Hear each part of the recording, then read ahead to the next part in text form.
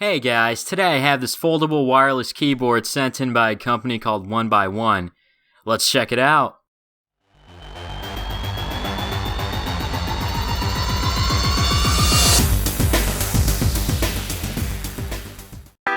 The keyboard is very slim and has a nice design all around. It's made out of plastic with aluminum alloy cover, and it can get a little dirty, but it can easily get cleaned off. The nice thing is that there are 4 small rubber spots underneath that can help prevent it from sliding down on a curved surface. Compared to a full-size keyboard, it's much more compact overall since there are less buttons. More on the button layout in a minute. It's really easy to connect to your device. All you have to do is turn on Bluetooth on your device, then press FN and the C button at the same time, and it should show up on there. The keyboard is intended for iPad users, but this can work and adapt with just about any device that has Bluetooth.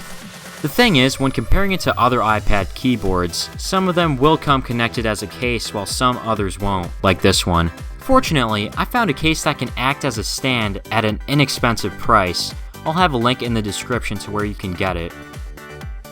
I've used this day in and day out, and it didn't take much time getting familiar with the layout of the keyboard.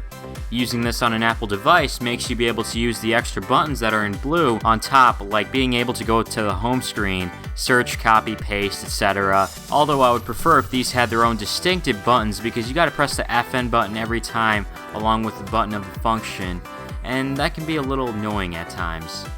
Using this in direct sunlight makes the keyboard really hot after a couple of minutes, so you should find yourself using this under some shade, or just work indoors, I guess.